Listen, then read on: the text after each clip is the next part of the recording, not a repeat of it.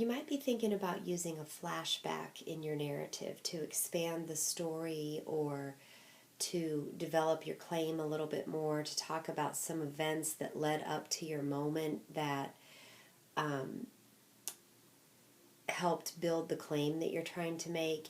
You might be trying to develop a little bit of somebody's personality by flashing back. You might want to just create a little bit of suspense in your story by flashing backwards in time. But before you can do that, you need to think about verb tense in general, and everybody needs to consider this, because no matter what, the verb tense that you choose in your essay has to be consistent from beginning to end. So the entire essay has to be in past tense, or the entire essay has to be in present tense, meaning if you're in past tense, some of the linking verbs that you still have might be was or were, and most of your action verbs end in ed. Or if you're in present tense, some of your linking verbs might be is and are, and most of your action verbs end in s. So depending on what tense you use, you would set up your flashbacks a little differently. So let's say that your whole essay's in present tense. So you're writing along, you're in the moment, you're in present tense, and then you want to flash back.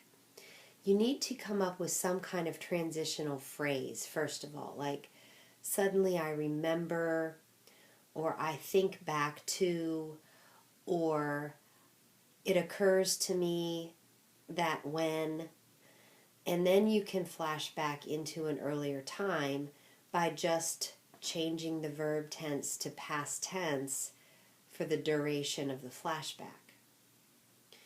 If you are in past tense the whole time in your essay, you start at the beginning and you're in past tense, you still want to use a little bit of a transitional phrase like I remembered, or suddenly I thought about, or I thought back to.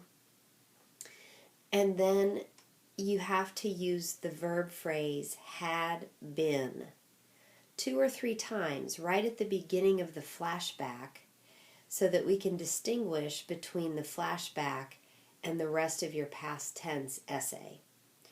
So it's a little bit trickier to do a flashback if you're already in past tense.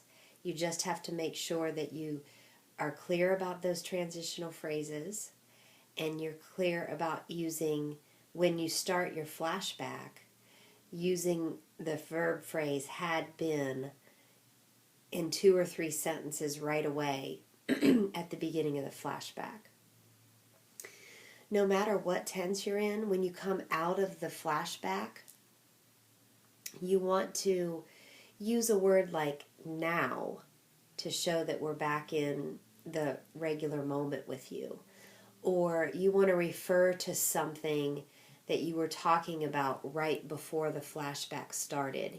Repeat an image that you had just used before the flashback started. So that way we know that we're out of the flashback and we're back into your regular moment with the essay.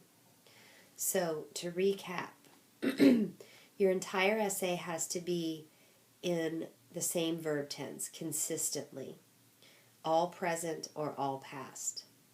If you're going to insert a flashback into your essay, if it's in present tense, then you have to use a transitional phrase like I remember, I think back, it occurs to me, something like that.